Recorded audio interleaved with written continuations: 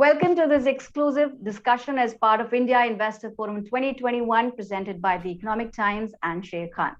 I'm your host, Pallavi. The next 1 hour, we're going to discuss about investment strategies for risk-averse as well as risk-taking investors. What could be the best ways for retail investors to invest in equities in the current scenario? What should you learn from the investment mistakes of others? What are the things that you should avoid? And what are the strategies that you need to keep up? I'm happy to be joined by a panel of experts. To begin with, I have Mr. Gautam Kalia, Head Investment Solutions, Sher Khan by BNP Paribas. I'm also being joined by Manish Jain, Fund Manager, Ambit Asset Management. Mr. Amit Kukreja, Wealth Advisor, Certified Financial Translationist from FTI USA has also joined us on the panel. Mr. Kaustubh Bellapurkar, Director, Fund Research, Morningstar, is also joining us on this discussion. Welcome all of you on board. Thank you. Thanks, Pallavi. Thank you. As we're talking about the current scenario and the kind of risk and the kind of volatility we're witnessing, my first question would be to Gautam. Do you see the current market as risky, or you look at it as an opportunity for equity investors? What is your take? Great question, Pallavi. This is a question that we are asked a lot because investors' first question they ask is, the market so high, should I invest now? So the reality is that there are opportunities at every level of the market. The index is, just a bunch of 30 companies or 50 companies that people track, but really there are opportunities at various sectors and various sizes in the market. In fact, we are looking at a set of 8 to 10 opportunities currently on the stock side, which we call fallen angels, because we see value in them, good companies where we see value. So even though the market's done quite well and it's near record highs, you have these opportunities. So really the idea is to cut out the noise and make sure that you focus on looking at the right opportunities and investing accordingly. Right. Moving on to my next speaker, Amit Kukreja. It's very natural to get carried away in such a scenario. Like, everybody wants to join the bandwagon when the markets are at record highs, but whenever there's a little bit of correction or there's some kind of a downtrend, suddenly the mood of the investors changes. What are your initial thoughts, Amit? See, Pallavi, it's behavioral finance, right? It is the emotional side of brain that always activates the decision-making process. So we have to understand that how do we differentiate our practical decisions from emotional decisions? Money is a very sensitive topic, and people join very late in the markets when they see a lot of people have made money in their vicinity or people in their circle, and then they exit when the market starts to crash. So it's on the psychology side, it's on the behavioral side, and if the person is conscious about how his emotional decision needs to be segregated from the practical decisions based on the market dynamics, I think he can do a good call on his investments. Right. Kaustubh is also with us, and he heads Morningstar. He's the Director of Fund Research there. Kaustubh, any observations on the current trend and how investors are behaving at this point in time? So I think there's some interesting trends, right? Pallavi, if you look at it, the markets have obviously been, after the correction, the sharp March 2020, there was a pretty quick recovery, and we started making new highs. And we've seen a reasonable bit of volatility in the recent past. But I think this is not something that's new. It's happened in the past. It will happen again. I think from an investor's perspective, and like Amit very rightly said, it's a behavioral sort of angle where you need to tune yourself. You know that equity is a long-term asset class. It's not going to be a one-way street. There are going to be ups and downs, but you need to kind of stay the course, have the right attitude, the right investment horizon. So, risk is there if you don't have the right investment horizon or the right appetite for, to the ability to take risk, right? So I think if that's the case, then don't be in the market, look at other asset classes. But if you have a good investment horizon, you understand the elements of risk that you can take, we definitely, and we're seeing that, right? A lot of investors are coming in, they're coming with various expectations. I think that's the other thing that's very important. Set your expectations right. Do not have unrealistic expectations, because the last 15 months, if anything, is probably, peg the expectations of a lot of investors to unrealistic levels. And I think that's a very important message that, to start with, that always come with realistic expectations. If it surprises you on the positive side, great, but don't come with your unrealistic expectations to start with. Right. Moving on to Manish, well, there's a famous saying that what we learn from history is that we don't learn a thing. So, Manish, what are your views? And also, at this point, what should be the right approach for taking part, being part of the current market conditions? No, Pallavi, I think what you said is absolutely correct. And when you look at this thing in context of the market, I think investors, especially retail investors, being caught in the cycle of greed and fear, right? Everybody rushing in to sell off, when the first wave struck us and the market kind of corrected by 25, 27%. Nifty was kind of touching 8,000 levels. Everybody wanted to sell off and sit on cash at that point of time. And as soon as the market hit 10, 11,000 index Nifty levels, everybody wanted to wait for that inevitable 1,000 point correction, which actually never happened, right? I mean, the market just continued to rally. And when you look at the whole rally at the index level, we on paper, we have seen so much of, wealth being created. But actually at retail level, not many people have been able to participate in that because of this whole cycle of greed and fear.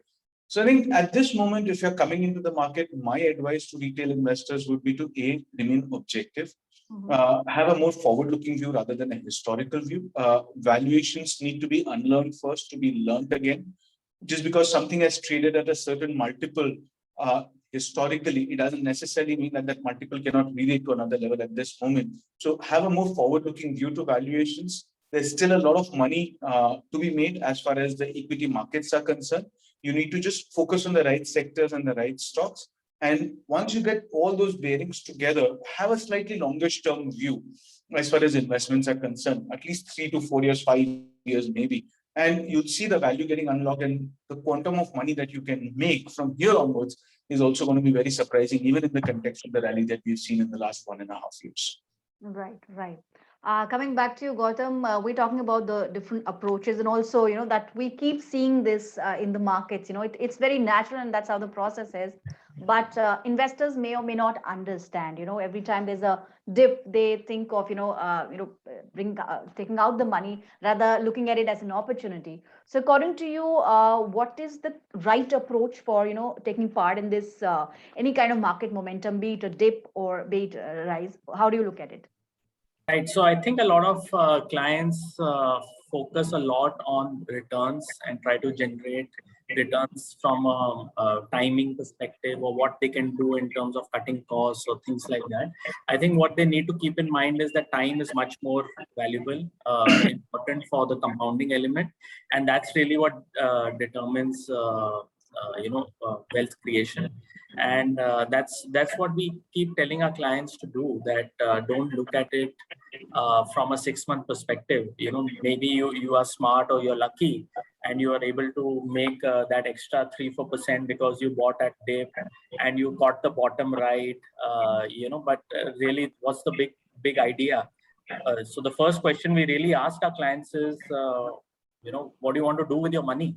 And when the client then starts thinking about how he or she really wants to use the money, that's when you get the perspective necessary to kind of take the correct investment decisions. So that's really the approach. So as long as you're asking yourself the right questions, you're going to make the right investments. The problem is that most of us, we frame the problem incorrectly and we ask the wrong questions. We are always try to figure out whether I can get 2% more or 3% more, or save 1% here, but that really is not really the way to wealth creation. Right. So we know that it has to be for long term if you're looking at equity markets. I now would like to ask Amit, how would you suggest taking gradual steps or making some lump sum investments in the equity markets if somebody is looking at long term investing, and maybe what are the best possible ways, if you can enumerate some? Pallavi, I've always been an advocate of monthly investments or regular investments. We call it SIP, because what SIP does is it not only diversifies your risk, but it also does cost averaging for you. So if you are very clear that you have a long-term horizon, let me quantify long-term in my head. And for the audience, long-term, according to me, is more than 7 years or 8 years, given what the market valuation is at the moment. So if you have a long-term horizon, do monthly investments. If you have surplus money, I would still say put it in debt and set up your STP calendar, which is systematic transfer plan. And accordingly, over the course of next 24 to 36 months, let your STP move your money from debt to equity. And if you have monthly surplus, which is not large enough as a chunk, then you can put your regular SIP in the equity investments. And this has to be driven by the financial goal planning. It should not be a random equity investing plan. It should be mapped to a financial goal, because what matters the most is your perspective around why you are accumulating this money and why you are trying to enjoy the compounding and the equity market returns. So map it to your financial planning goal and then accordingly do your equity investments. Right. So the first step would be to, knowing, what you want to do with that money before you move on to making any kind of investments. I would like to ask Kaustubh here, what are the most common mistakes you observe? You must be getting a lot of questions also, like those who, subscribe to Morningstar and the research reports that come out. What are the common mistakes that one needs to avoid when the markets are at, record highs or near record highs? Yeah, great question, Pallavi. And I think, I'll just take a lead from what Gautam said earlier, that people try to time the market. And I think that is one of probably the most, common and dangerous mistake that people end up making. And, Amit very rightly said that valuations are a little high, but it doesn't mean that you stay out of the market. You stagger your money and come in. And let me just throw some data, and, which really proves the point that time in the market is more important than time in the market, right? Mm-hmm. We saw this global study that my global colleagues had done about just the US markets, and looked at monthly returns for the index versus cash, say your fixed deposit rate or whatever. How many months, the best months, accounted for the outperformance of the index versus the benchmark? And the study that came for the global markets was that just 6.7% of the overall months. So imagine out of the last 10 years, only 8 months accounted for the entire outperformance. So if you're not invested in the markets in those 8 months, and those 8 months could be at random points of time in the last 10 years, you would have actually not even beat cash returns, right? The same thing we ran for India, and the result was exactly the same. 6.7, you could break it in different time periods, but the moot point is that you can try timing the market, they will always fail. There is no way that you can get lucky, but systematically, you take the market by trying to time it. So the best strategy is stay invested for long, invest regularly, like Amit said. And I think that's the first common mistake, which we want investors to avoid doing, and trying to move in and out of the market. And the other thing which is very important is, we spoke about goals, create an asset allocation framework. So equity is one of the asset classes that is a very important growth asset class. There are other asset classes that are equally important for various goals that you would generate. Keep focus on that. Keep a focus on your goals. If the markets have run up, you want to look at maybe potentially rebalancing to a certain extent. That doesn't mean, back in 2020, people started thinking markets have chopped off. Should I start reducing my equity exposure? So equity exposure already dropped. They'd look to cut it more. Rather, you should look to rebalance it up to your level that you want to take that. So probably the two most potentially harmful mistakes that investors make in their portfolios, and there are many more that we can probably discuss through the course of the conversation. Right. So moving on, we talked about the mistakes. We talked about how people are only chasing returns and how it really can impact their investment. I would like to know from Manish, how important is diversification? As Kaustubh just mentioned, equity is one of the asset classes, and maybe depending on the kind of risk one wants to take and the kind of years he or she wants to give into his investment, that probably will decide. But according to you, how asset allocation impacts the investment portfolio, and how does it impact the return? Manish. No, I think it's a single most important decision that you can take, right? Which is how to allocate your assets most optimally. And you can't be over diversified, you can't be under diversified. You just need the optimal amount of diversification. And like you very rightly said, it depends on a number of factors, right? In terms of what is the investment horizon that you're looking at, But I think most important question that I think as an investor you need to ask yourself is that what is the purpose of investing? What is it that you are intending to do with the money once that time frame period ends? Is it your daughter's marriage? Is it children going abroad? Are you looking to create a retirement corpus? Is it a generational wealth transfer aim that you're looking at? What age bracket you're falling into? Rather than falling into the trap of having a return, percentage in mind. Because ultimately, if you stay invested for long periods of time, right, and if you look at the decade between 2000 to 2010, and the economy as a whole does well, I think you make returns in pretty much every asset class, right? 2% less here or 2% more there. I think pretty much everything fires on all cylinders. And if the going gets bad, I think you pretty much never make return anywhere at all, right? Which is what we've seen in the last 1 decade or so. So the fact of the matter is that having just the right balance between real estate, gold, debt, and equity is, I think, one of the most important factors. And just 2 questions that you need to ask yourself is, how much of a risk appetite do you have? And what is the purpose of investing? What is it that you're looking to do once a period ends with that corpus of money, rather than just getting focused on the return part of it? Right. In fact, Gautam, like we're talking about age as one of the factors. According to you, what role does age play? And do you really go by the 100 minus age formula for equity exposure? And also, what are your thoughts about how can an investor evaluate how much risk? And one needs to know what, how much risk can I take? But what is there a process? Can you help us with that? So 100 minus age is a good thumb rule when you don't know the client.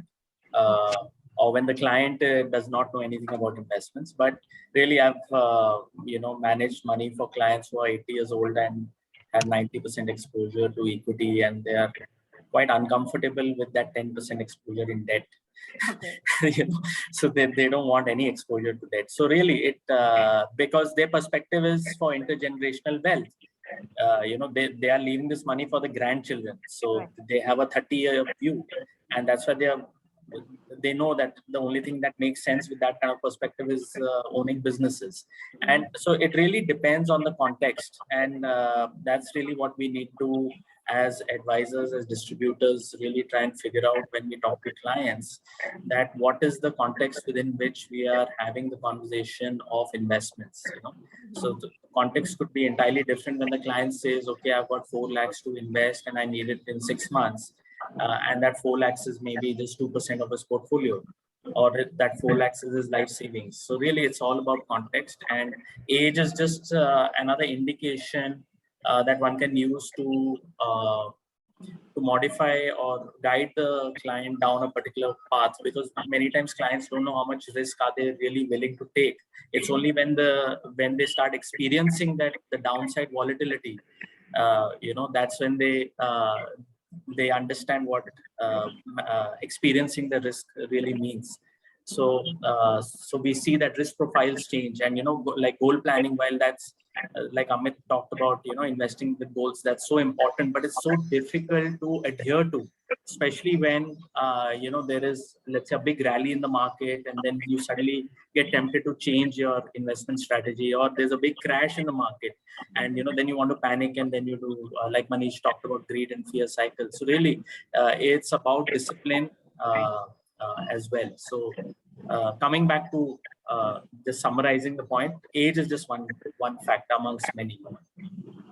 In fact, just to add to it, Amit, I just want to add to the same question about what role does age play, and also, as Gautam mentioned, the context, the profile of the investor is very, very essential. But have you noticed, if for an investor, you also deal with a lot of clients, a lot of family, couples also. In your experience, goals also keep changing. I mean, there's a possibility that one may have started with a certain goal, but there's a new member in the family, or maybe another life event that might, have an impact on the goals. Then what is the strategy? What is the way out for investors? What they should be doing? Yeah, I mean, wonderful question, Pallavi. I did 2 shows last week, and both the shows were titled Important Lessons About Life That We Have Learned in Last 1.5 years. It was a big transition for all of us. We suddenly have reprioritized our life purpose, our life care, and our lifestyle expenses. If you broadly classify your goals into these 3 categories, a lot has changed in last 1.5 years.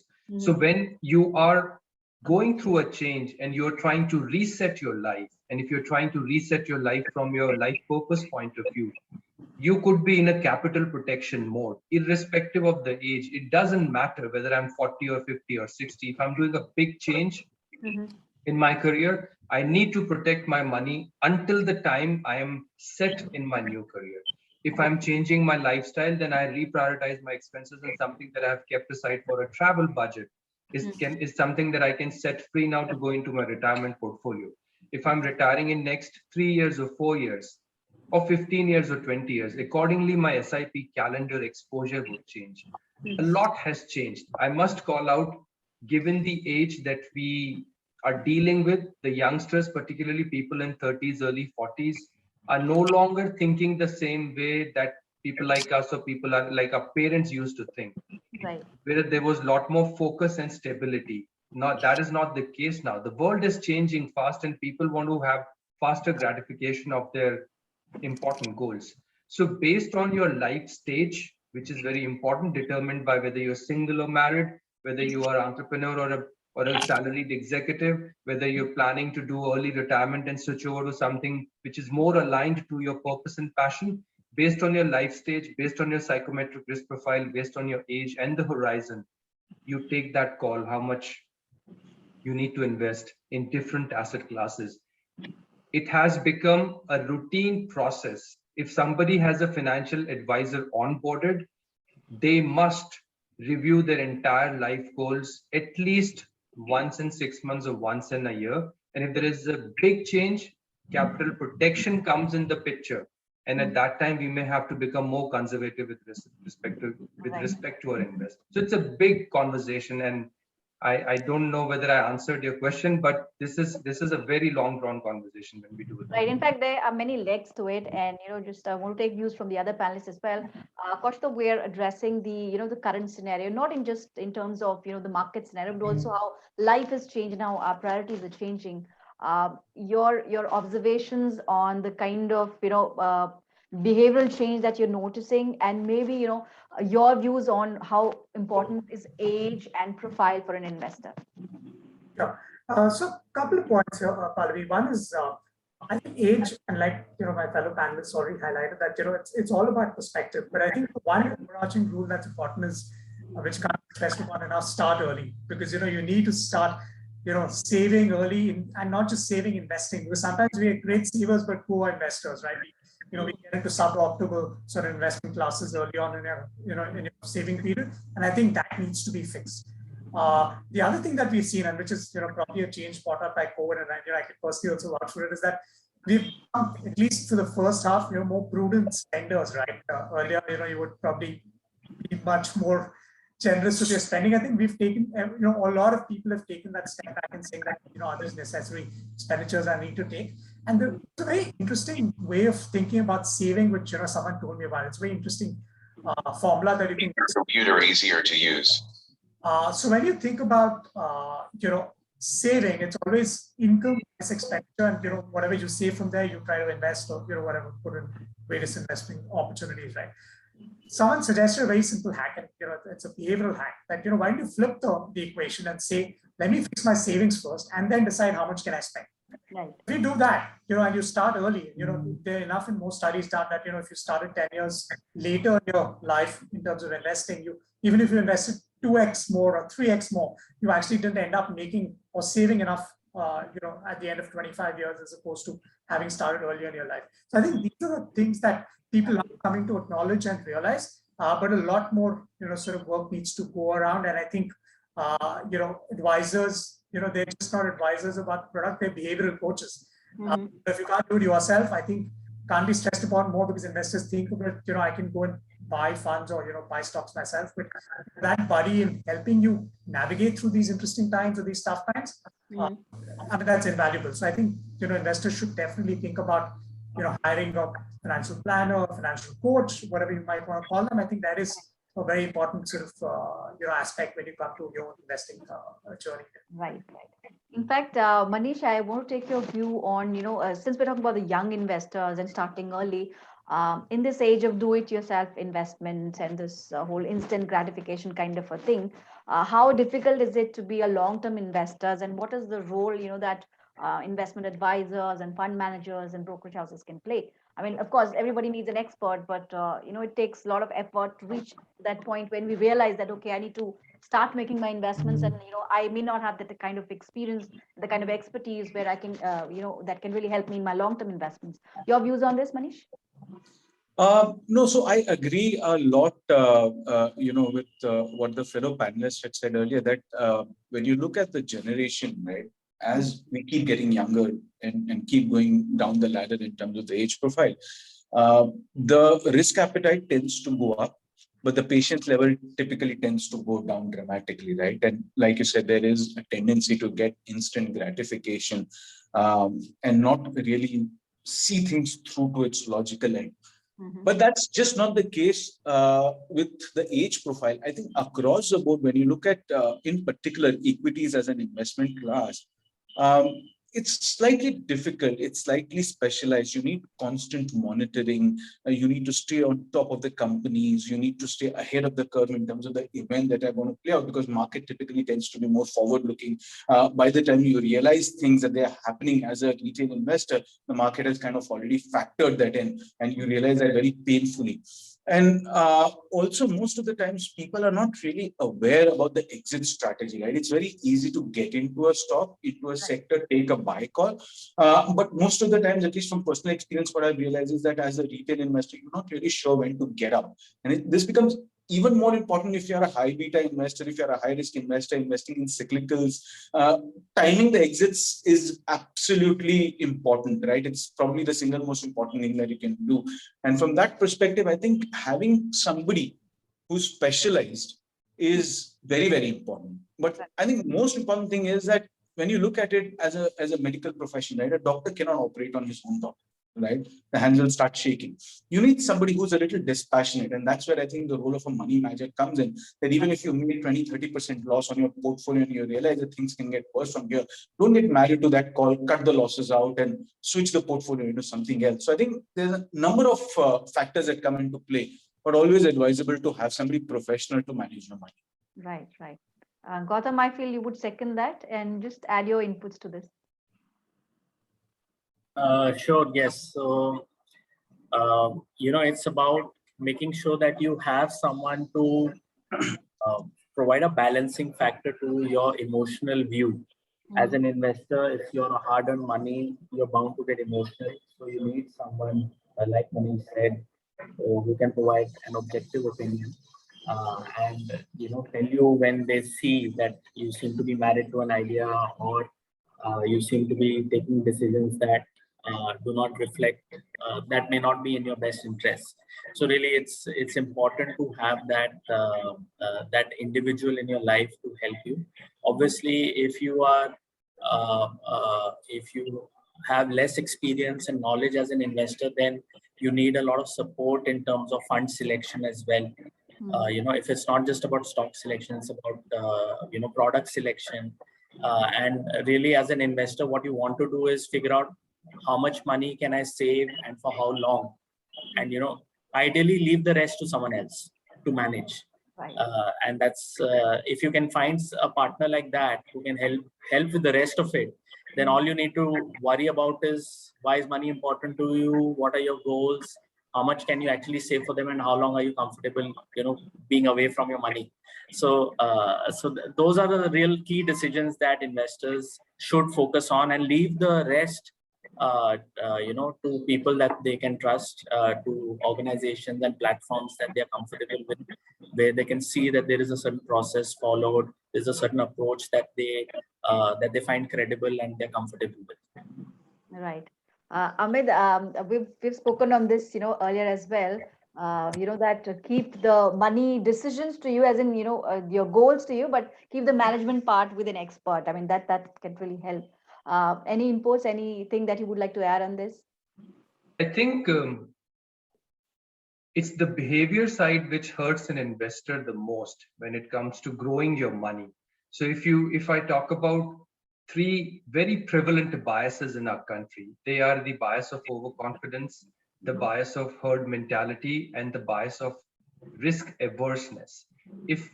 From my practice, if I can manage these three biases of my clients or investors, I think we will probably make a couple of extra 100 basis points in a CAGR figure of our investors' portfolio. So these biases and the blind spots and the behavior side of the whole money management aspect, this cannot be done by yourself.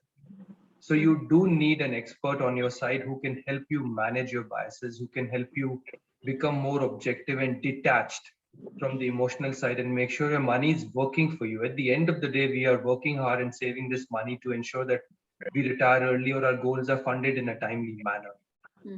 In order to overcome your biases, you need an external hand, and only an advisor who is very strong on the behavioral side management also can play a very instrumental role here. So my only bit is, more than the left brain quantifiable numbers, you need a lot more hand holding on the right brain behavioral side of the aspects of money management, for which an expert definitely adds tremendous value once he's on board. That's my 2 cents on this. Sure. So as we move on to the second half of this discussion, I would like to, highlight some key trends, some, emerging trends that we've seen. And Kaushik, my question is to you now. There's a lot of buzz around sustainable investing. So, in fact, we've seen a deluge of ESG funds coming up, ESG themed funds. How do you look at this trend, and how can it really help in diversifying one's portfolio? Your views, Kaushik. Sure, Paul. So, if you look at from an Indian context, right, I think we're glad we're having this conversation because it's still kind of, baby steps from a sustainable investing perspective from a fund or, even from stock perspective for investors. Globally, we're seeing this trend play out over the last decade. It's been huge for ESG investing, led obviously by Europe, but when you look at US, other parts of Asia, in fact, we were just looking at data that just sustainable funds globally have grown to some 2.3 trillion, which is probably like 5x or whatever the Indian mutual fund industry, probably more than that, right? So I think the point is that this is something that the world is moving to. India has made its first steps, and when you think about sustainable investing, right, there are a lot of probably misconceptions attached to that. Look, I'm doing charity, I'm going to do a trade-off in terms of returns. But it's not really that. When you think about ESG, as a concept, it's really about identifying risks, what we call environmental, social, and governance aspects of companies. And different companies from different sectors will be exposed to different kinds of risks. We think about an oil and gas company versus an IT company, very different sorts of risks, right? An oil and gas more on the environmental side, IT probably more on the human resources, the ES part of it, right? So the point is that these risks can bring in a financial impact to the company. So it's not only about doing the right things, but also thinking about when you're making an investment, are there any risks lurking from an environmental, social, or governance perspective that could impact the economic value of the company and cause damage? And we've seen so many of these instances, right? From a British petroleum oil spill to the Facebook scandal, or the WeWork sort of corporate governance issues, and there are just so many more that have happened. So I think the point is, as investors, globally, and even Indian fund managers and other equity fund managers are realizing that these challenges or these risks need to be taken cognizance of, and look at how companies are working towards managing these risks. So it's not about that, there's a risk, it's there, but how are companies, what are the steps they're taking to mitigate? Obviously, you can't do away with them completely, but you can manage parts of the risk. And that's, I think, the important sort of needle that fund managers as investors are looking to move, even through what we call active ownership, by voting in favor of some of these corporate policies or measures that the management can take to get sort of improve on some of these risks that they would be exposed to as a business. Right. In fact, Manish, there has been a sudden discussion again about active versus passive investing, though these instruments have been there for some time. Your observations, and before I'll take views from Gautam on ESG and all about this sustainable investing. Your quick view on passive instruments and sustainable investing as a concept. Passive versus active investing, right? Right. Yeah. So passively active is how I would want to put it as an investment style. Okay. See, sometimes what happens is if you have to have the right amount of churn in the portfolio. If you churn the portfolio too much, I think things tend to go for a little bit of a toss. You try to time the cycles absolutely accurately all the time, and I think that's essentially something that goes against you. As an investor, I think what you really need to do is to identify good bets and through business cycles, stick with them. At least that's what I try to do. Identify the short-term cycles from a long-term structural issues, and then take your bets accordingly, right? If it's a really a long-term structural problem that you're finding in a company, that's when you kind of take a hard call and cut your losses out and get out of it. But if it's just a short-term business cycle, interest rate, or the economy going through a tougher phase, and you still are confident about the industry growth or the management and everything, then I think you kind of stick onto it. That's how I look at it. So passively, a fund that is passively actively managed. Great. Gautam, your views, and also how do you look at the trend emerging in India? Because this has, majorly been a global trend, but now it's catching up in India, and we've seen a lot of ESG funds, brought up by a lot of fund houses. Your views? Okay, so I think it's a two-part question. First is the active versus passive debate, and then about ESG. So I think India is a growing market. There's a lot of alpha generation opportunity. While the passive market has a long way to go in India, it will definitely grow. But as long as there is enough alpha generation demonstrated by fund managers and products out there, that will be the dominant segment.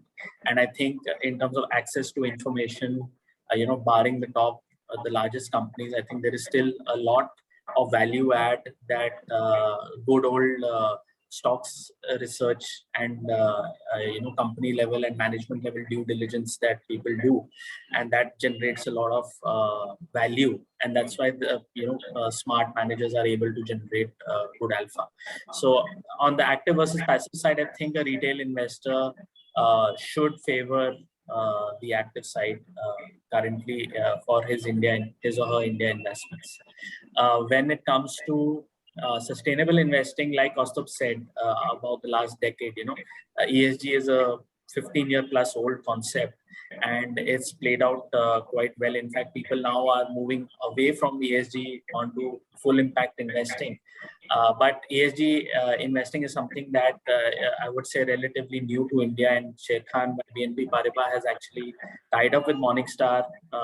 We are amongst the first to offer ESG ratings of Morningstar, of different funds and stocks on our platforms, because we believe it's the way forward for all our investors.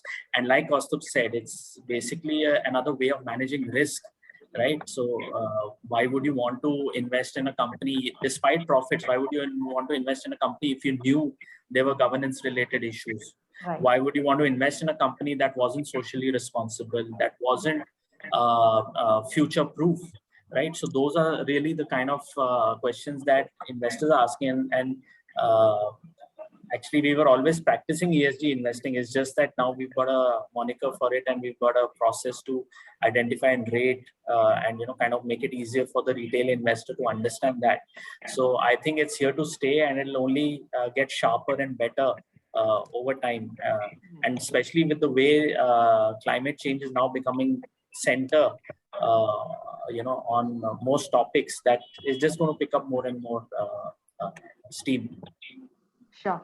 Amit, your observations on this new trend, and you think that the young investors, the new investors, are much more aware because they want to invest in companies that are socially more responsible, and they're very much particular about governance and other environmental issues. Your take? Yeah, I mean, with awareness comes the change in investing trends. So people are now more aware about ESG investing. We financial advisors are far more equipped with technical details that, for example, Morningstar, I have a Morningstar research tool. We get a lot of information from Morningstar team, the research team, about ESG investing. So we definitely use that information and accordingly add these schemes and mutual funds to our clients' portfolios. In terms of passive versus active, I tend to agree with Gautam that there is still alpha that active guys are producing over passive, but there is an increasing trend of passive investing adoption. So sometime back, there was an increasing trend from regular to direct plans, which is still evident. And I see an increasing trend from active to passive. And if you are making a very two-layered equity portfolio, core and satellite, then definitely passive and large cap funds fit into your core part of the portfolio, and then the other parts, ESG or multi-cap or flexi-cap, they go and fit into the satellite part of your portfolio. But I tend to agree with the Morningstar panelist and Gautam on how the trends are changing and how we still have some alpha left in active management funds, and we shouldn't stop investing in active yet. Our markets are not that efficient as the efficiency that we see in US or other parts of the global markets. We still have some room for improvement. The efficiency is yet to increase and make it even better. So we will see a slow and gradual adoption of passive continuously. But I don't know when passive will overcome completely the active part. I can't predict that, but there is some runway for that to happen still. Sure. Manish, anything that you want to add on to this conversation about active versus passive, and how do you look at the trend of sustainable investing in India versus global markets like maybe the US? So, I by and large agree with the fact that the way environmental concerns are manifesting themselves, right, and the way we are experiencing the climate change impact in and around us, right, and not just too far away from home. You look at the way, winter rainfalls and floodings have become a regular affair in Tamil Nadu, Andhra Pradesh every year, and the way these climatic changes are happening in and around us. I think one big change that is going to happen, right, and I see that playing out in the next 10 to 15 years, is that so far, if you look at the last 2 decades, a lot of global research was driven by commercial interests, right? So you saw a lot of technological evolution which happened on the telecom side, a lot of technological advancement which happened on the LED side, etc., etc. But renewable energy hardly saw any investment at all, right, in comparison to that. But now you have big amount of money coming into it, and there is a realization that the way things are going and the way weather patterns are changing and climate impact is being felt, sustainability in itself, renewable energy in itself can be a big commercially viable business, and right, big ticket investments are being visible over there. So this is going to be the way of future, and you have to take that into account, that when you have a view on corporate governance on a stock, it has to be a 360-degree all-encompassing view. It just doesn't get limited to financial responsibility, right? There is a certain environmental responsibility that also befalls on your head as a large ticket industrialist or a business owner, and you need to be aware of that. There's just no excuse on that front. So I'm absolutely sure that this is going to be the trend of the future in the next couple of decades. Great. Coming back to you, Gautam, we've talked a lot about this ESG funds and sustainable investing. Also want to bring to light global funds and then this interest of investors now. Can new investors explore this? Like if someone wants to, start his investment journey, can global funds, ESG funds, or maybe some other types of funds, in your opinion, be a good starting point? Yes, I think absolutely. There's no problem in starting off with global funds, while all of us have a very strong home country bias, and we understand our companies and our stock markets better here. So traditionally, we see clients investing a large portion of the portfolio in India, but gradually we've started seeing the offshore fund, mutual fund category actually grow significantly, and a lot more funds coming in, a lot more interest coming in, thanks to the likes of Tesla and Alphabet and all the talk related to metaverse. So there's obviously significant returns that people have generated, especially in the US markets, and that is also attracting a lot of investors there. So as part of our overall allocation strategy, definitely yes.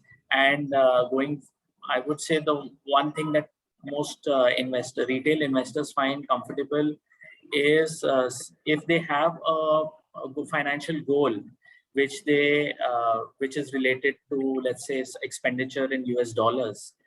So they like to invest in offshore funds, because then they say, okay, this investment anyway is going to take care of my offshore expenditure that is going to happen 10 years from now. So that is, I see a lot of investors justifying it to themselves to like that, because they say, instead of taking the currency risk at the time of expense, I might as well live with it for the next 10 years and invest in the top companies of the world. So access to the largest companies in the world, I think that is also another really attractive quality about investing globally. So yes, I would say definitely something to invest in as part of your overall allocation strategy in your finances. So since we have a couple of more questions before we close this discussion, Amit, we've already discussed a lot about new investors, but are there any 2 cents for pro investors who've been there in the market, who've seen the ups and downs and seen different cycles? What major change you think should they be making in their investment strategy at this point? I would say no major change in investment strategy. Just be aware of your holding period or your horizon of goals. If your goal is 8 to 10 years away from today or longer, definitely have an equity exposure in your portfolio. The standard rule of asset allocation holds very much true even today. So if you have already figured out how much of equity exposure, how much of fixed income exposure you want to keep in that particular financial goal or a portfolio earmarked for that goal, just stick to that asset allocation rule that you established. And when the markets are up and down, you just have to rejig, you just have to rebalance your portfolio. That is a very powerful algorithm or a principle of investing that really has stood the test of times and will still play out well for you. So no major change, just work on your biases, make sure that you're not doing any herd mentality actions, or make sure that you're not being too risk averse, because post-tax returns are very important. I see that a very common trend in women.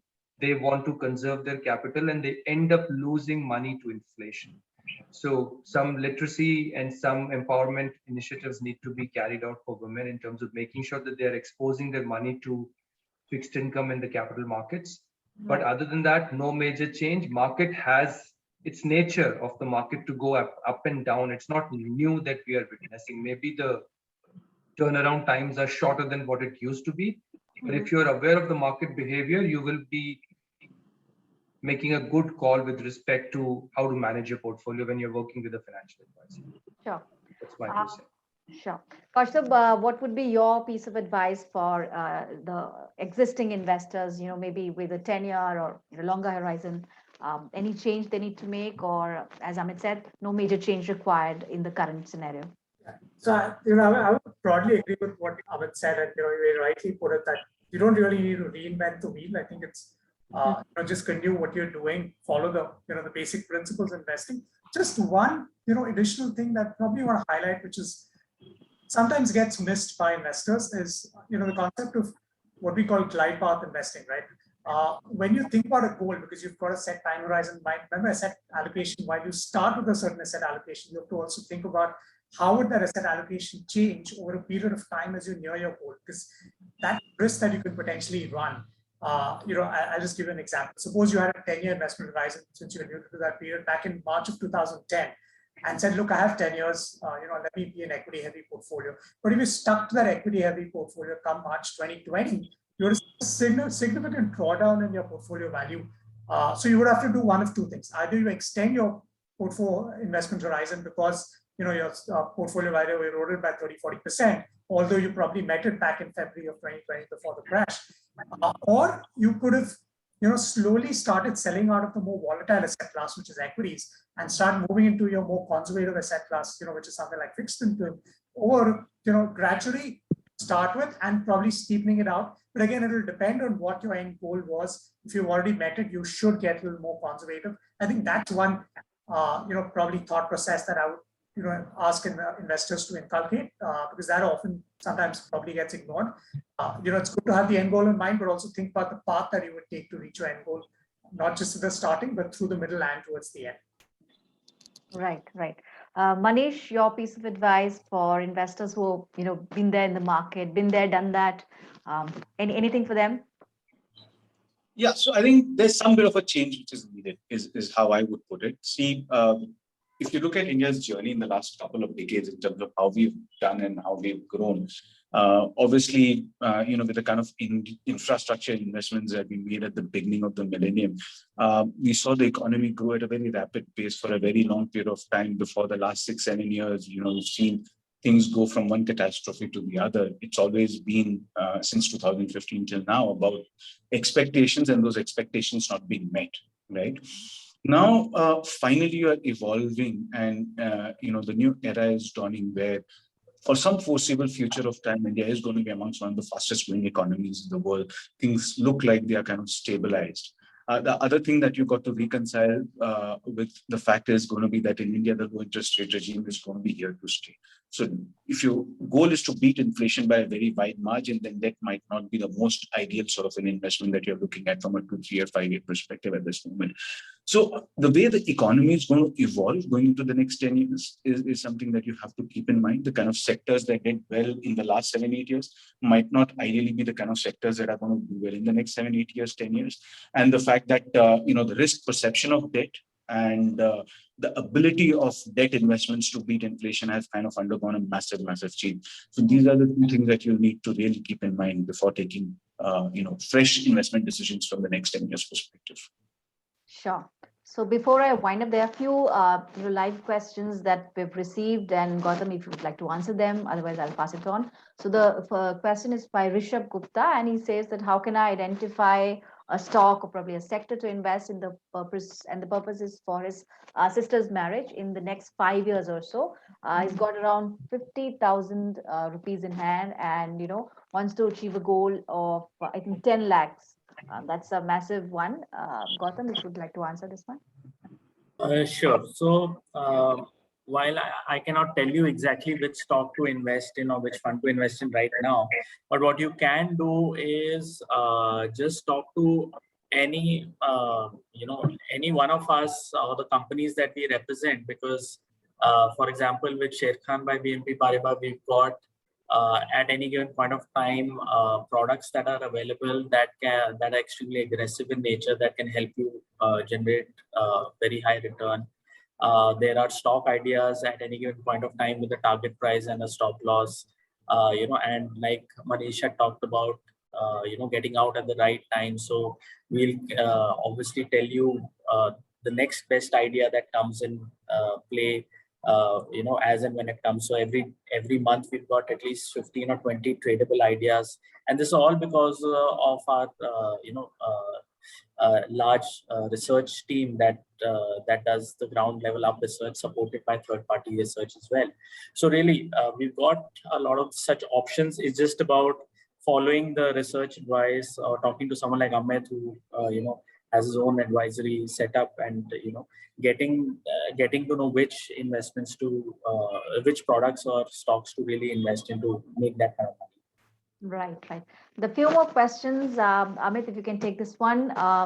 This question says, in a long-term investment strategy of 7 to 8 years, there's a market crash similar to what happened in early 2020. What should investors be doing? What should be the approach? I think you've addressed that in the discussion, but if you can answer this one.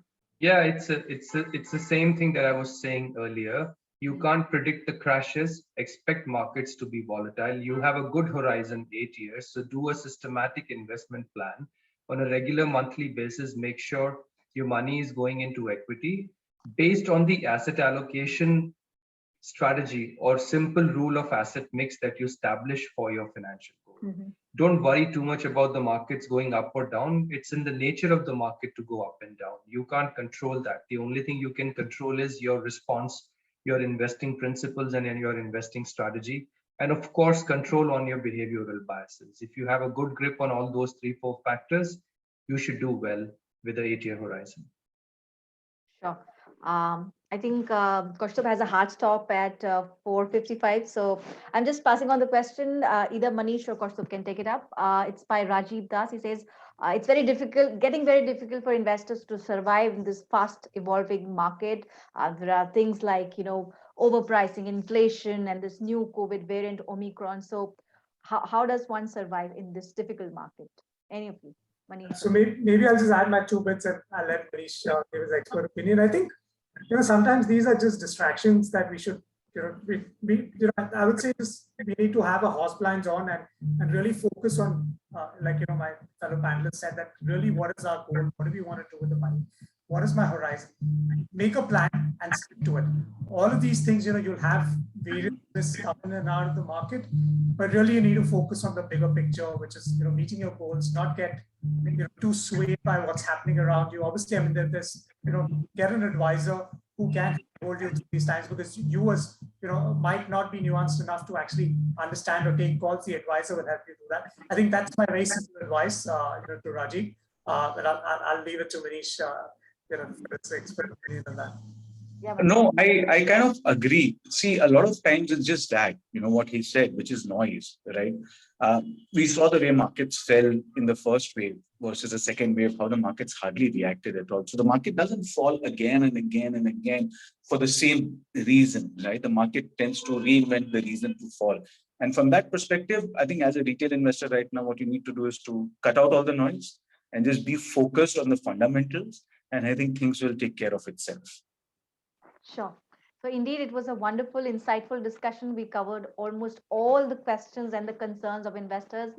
Since the time may not allow, we won't be able to take up more investor questions from here on. So I would like to thank each of the panelists for their precious time and for their insights on what investors should do in the current scenario. Thank you so much, everyone.